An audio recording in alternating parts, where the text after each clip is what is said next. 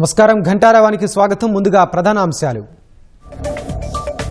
మిర్చి రైతుల్ని ఆదుకోవాలని కేంద్ర మంత్రికి సీఎం విన్నపం. రేపటి ప్రత్యేక సమావేశంలో చర్చించి నిర్ణయమని భరోసా.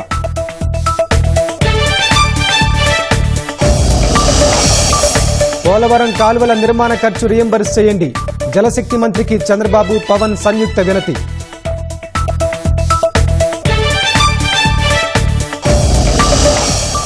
కూటమి పార్టీలు సమన్వయంతోనే ముందుకెళ్తున్నాయన్న పవన్. వెన్నునొప్పి వల్లే కీలక సమావేశాలకు గైర్హాజరైనట్లు వివరణ.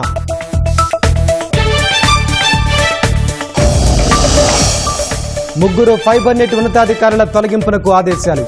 సంస్థను నిర్వీర్యం చేసేలా కుట్రలు చేస్తున్నారన్న జీవీ రెడ్డి.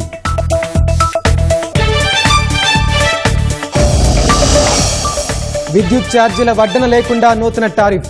ఏ విభాగంలోనూ పెంపు లేదన్న ఐఆర్సీ చైర్మన్.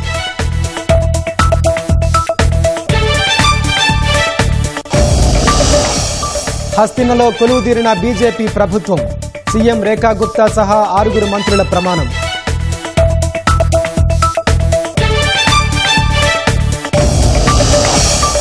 బైడెన్పై ట్రంప్ సంచలన ఆరోపణలు. భారత్లో మరెవరినో గెలిపించాలని చూశారని వెల్లడి.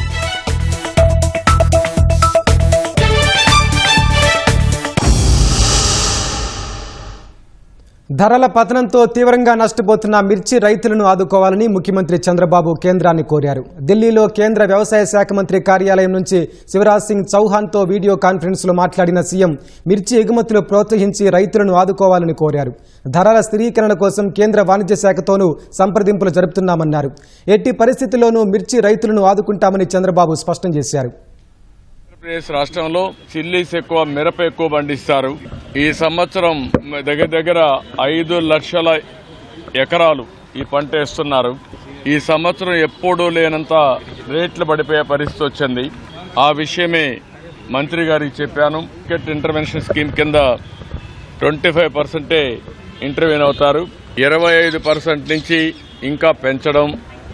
ఇంకో పక్కన ఏదైతే రేట్ ఉందో, కాస్ట్ ఆఫ్ కల్టివేషన్ ఉందో దాన్ని రియలిస్టిక్గా తీసుకొని చేయడం.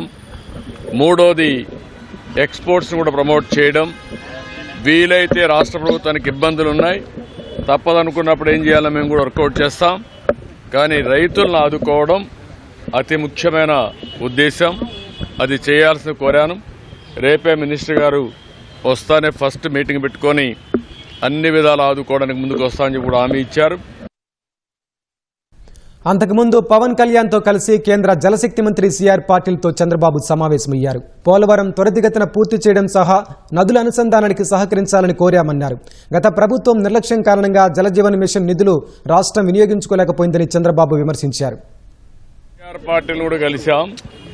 ఒకటి జల్ జీవన్ మిషన్, రెండోది పోలవరం మీద సమీక్ష చేశాం. అదే సమయంలో నదుల అనుసంధానం కూడా, ఏదైతే పోలవరం నుంచి బనకచెర్ల వరకు ఏ విధంగా తీసుకుపోవాలి, దీనికి కేంద్ర సహకారం కూడా అడిగాను. ఈ 2 ప్రాజెక్టులు అధ్యయనం చేస్తున్నారు, తొందరలో వస్తారు. మూడోది, గడిచిన ప్రభుత్వం జల్ జీవన్ మిషన్ ఉంది, దేశం అంతా బ్రహ్మాండంగా ఉపయోగించుకున్నారు. ఆంధ్రప్రదేశ్ రాష్ట్రంలో 1% కూడా ఉపయోగించుకోలేని పరిస్థితికి వచ్చారు.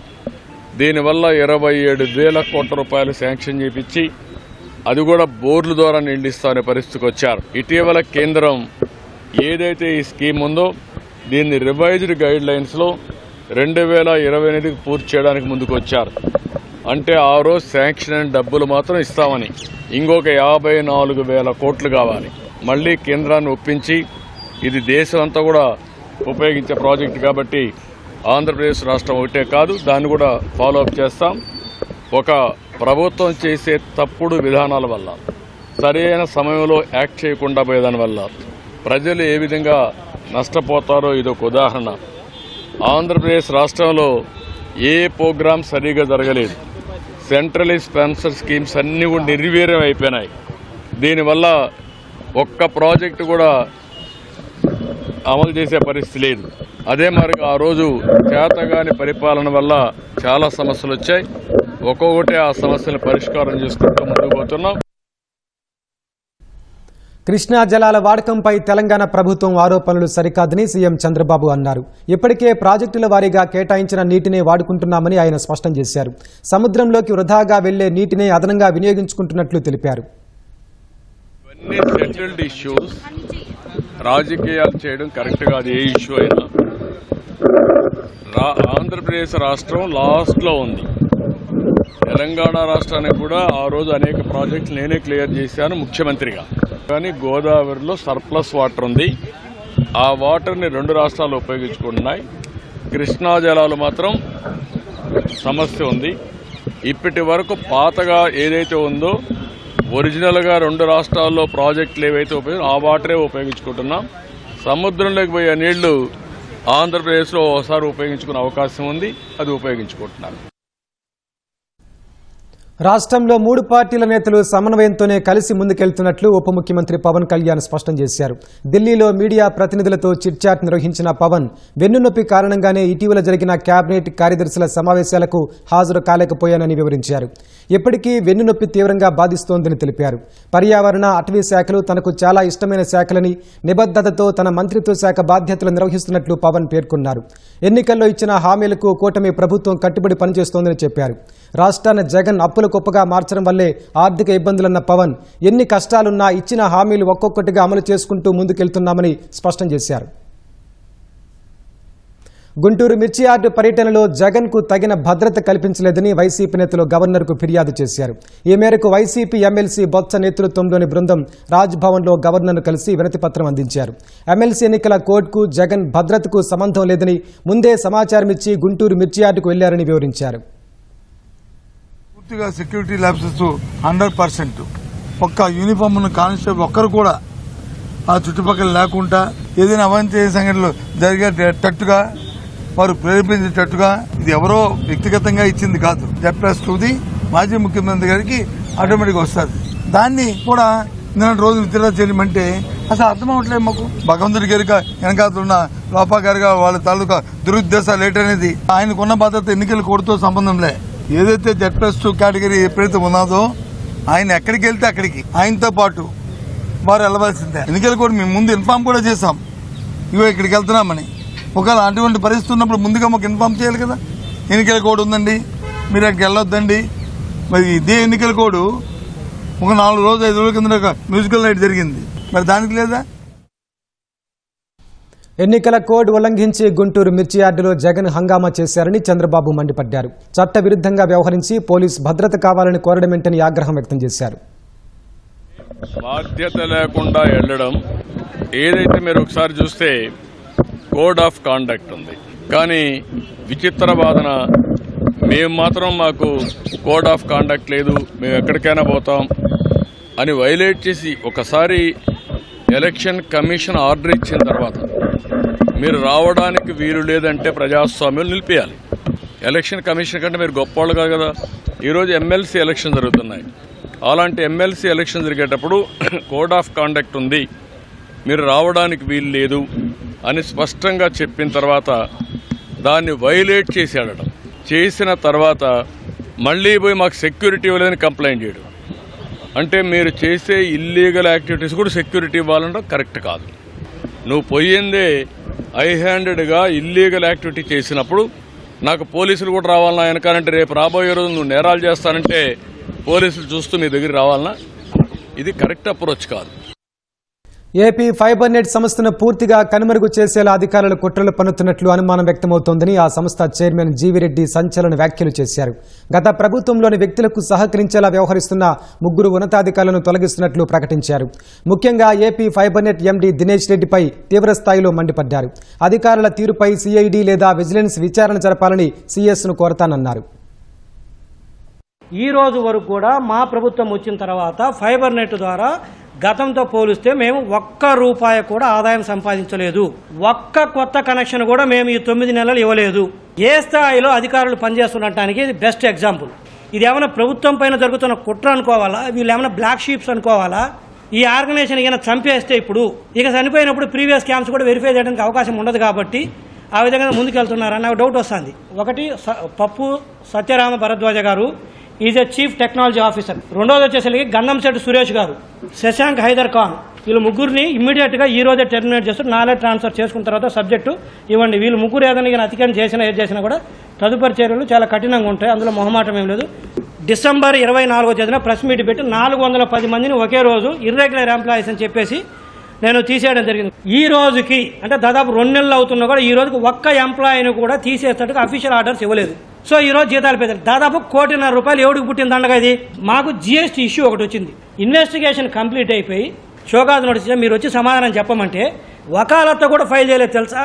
377 కోట్ల రూపాయలు ట్యాక్స్ డిమాండ్, ఇంట్రెస్ట్, పెనాల్టీస్ పంపించారు. ఇది ఎండి కె దినేష్ కుమార్ ఐఏఎస్ గారి నుంచి ఈడీహెచ్ఆర్ ఆ రోజున రమేష్ నాయుడు గారి నుంచి ఇది రికవర్ చేయాల్సిందేను. విజిలెన్స్ వాళ్ళు కొంత పాత వెండర్స్ మీద కొంత డౌట్ ఉండి పేమెంట్లు చేయొద్దని చెప్పేసి రిటర్న్గా రాసిచ్చారు. వాళ్ళు రిటర్న్గా రాసిస్తే 60 కోట్ల రూపాయల పేమెంట్ జరిగింది. యూహం సినిమా గురించి మన కంప్లైంట్ వస్తే, యూహం సినిమా గురించి వస్తే నేను వాళ్ళకు నోటీసులు ఇవ్వడం జరిగింది. 15 రోజుల లోపు డబ్బులు పే చేయమన్నాను, ఇవ్వలేదు. ఎఫ్ఐఆర్ కంప్లైంట్ చేయాలా, సైన్ చేయరు వీళ్ళు అధికారులు కంప్లైంట్ మీద, నేను చేయకూడదు కదా.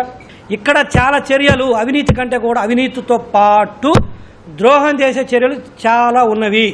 వైసీపీ గవర్నమెంట్ వచ్చిన తర్వాత ఈ కేబుల్ ఆపరేటర్లందరినీ వాళ్ళ మనసులకు మార్చుకున్నారు. తర్వాత ఈ గవర్నమెంట్ వచ్చిన తర్వాత వాళ్ళు సరిగా చేయలేదు. ఇప్పుడు ఆ పాత కేబుల్ ఆపరేటర్లు వచ్చి సార్ వాళ్ళు చేయట్లేదు మాకు ఇవ్వండి సార్ అని చెప్పులు అరిగే లెక్క మా ఆఫీస్ చుట్టూ తిరుగుతుంటే నేను ఎండార్ చేస్తే ఒక్కళ్ళకి ఒక్క కనెక్షన్ ఇవ్వలేదు.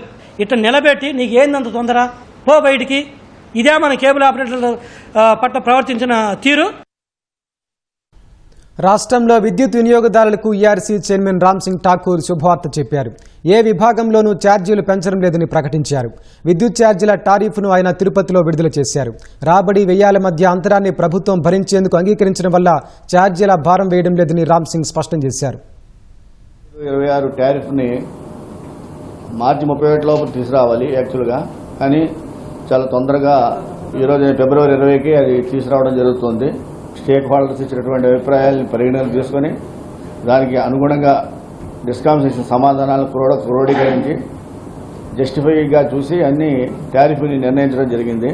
మొత్తం రాబడి అవసరం ఏపీఆర్సీ 3 డిస్కామ్ల కోసం 57,544.17 కోట్లు ఏఆర్ఆర్ని ఆమోదించడం జరిగింది. ఇది డిస్కామ్ల ఫైలింగ్ అంటే 1324 కోట్లు తగ్గించి ఇవ్వడం జరిగింది.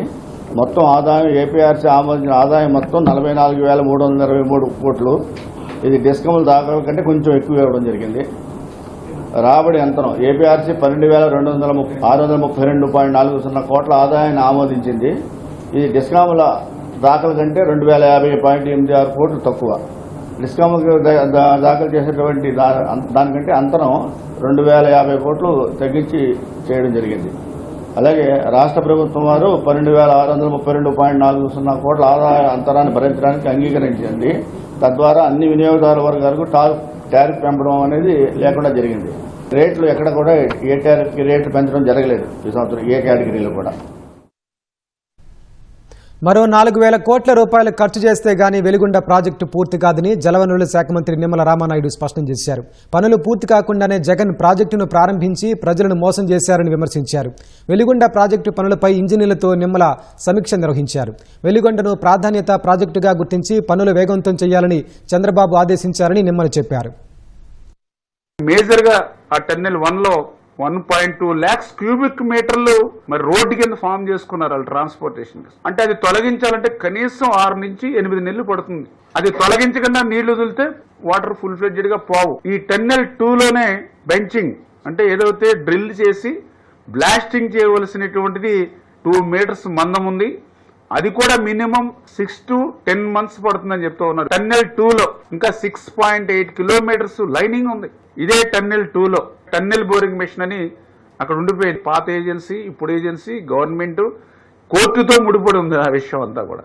దాన్ని క్లియర్ చేసి టీబీఎంను బయటికి తీసిన తర్వాతే మనకి నీరు వెళ్ళేటువంటి పరిస్థితి ఉంది. 880 కోట్ల రూపాయలు నువ్వు 5 సంవత్సరాల్లో ₹1 కూడా నిర్వాసితులకి ఇవ్వకుండా మరి ఆ యొక్క రిజర్వాయర్ లో నీటిని ఎట్లా నింపగలుగుతావు? ఫీడర్ కెనాలకు సంబంధించి 21.8 కిలోమీటర్లు కూడా లైనింగ్ వాల్ నిర్మాణం చేయకపోతే వెలుగొండ టన్నెల్ నుంచి వచ్చేటువంటి నీరు కాదు కదా, కనీసం వర్షపు నీరు కూడా ముందుకెళ్లే పరిస్థితి లేనిటువంటి స్థితిలో 4,000 కోట్ల రూపాయలు ఖర్చు పెడితే సంవత్సరన్నర 2 సంవత్సరాల్లో పూర్తి చేయగలుగుతాము అనేటువంటి విధంగా మేము ప్రణాళిక చేసుకుంటూ ఉంటే, జాతికి నువ్వు ఎట్లా అంకితం చేసి మరి ప్రజల్ని మోసం దగా నువ్వు ఎట్లా చేస్తా ఉన్నావు?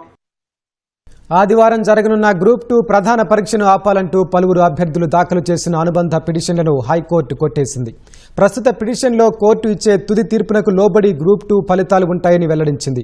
నోటిఫికేషన్లో మహిళలు, మాజీ సైనిక ఉద్యోగులు, క్రీడాకారులు, దివ్యాంగులకు ప్రత్యేక రిజర్వేషన్ పాయింట్లు కేటాయించడాన్ని సవాల్ చేస్తూ పలువురు అభ్యర్థులు హైకోర్టులో వ్యాజ్యాలు దాఖలు చేశారు.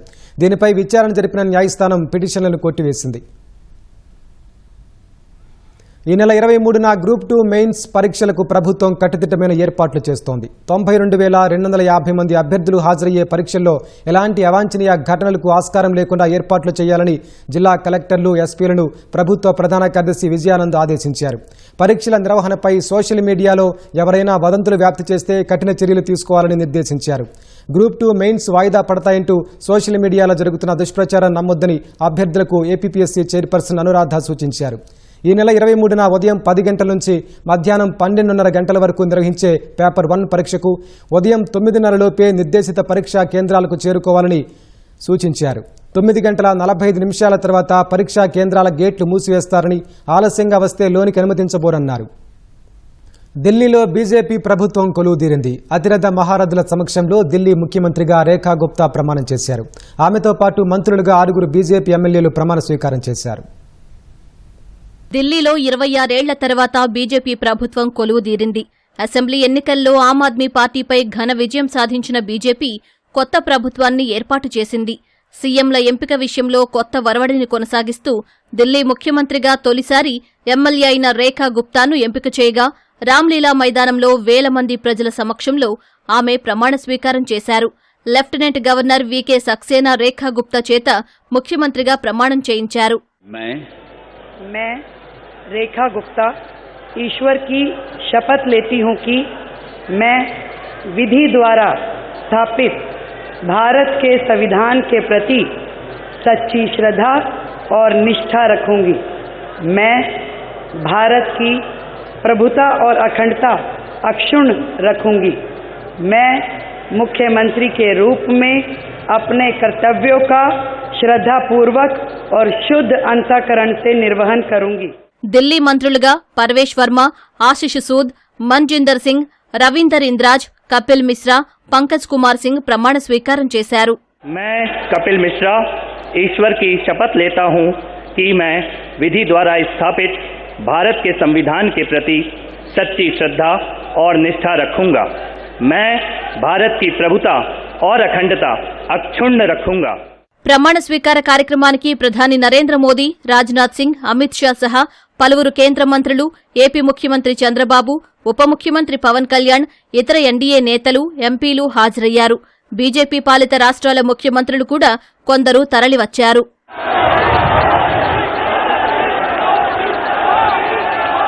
హర్యానాలోని జులానాలో 1974 జులై 19న జన్మించిన రేఖా గుప్తా ఢిల్లీ యూనివర్సిటీ పరిధిలోని దౌలత్ రామ్ కళాశాలలో బీకాం చదివారు.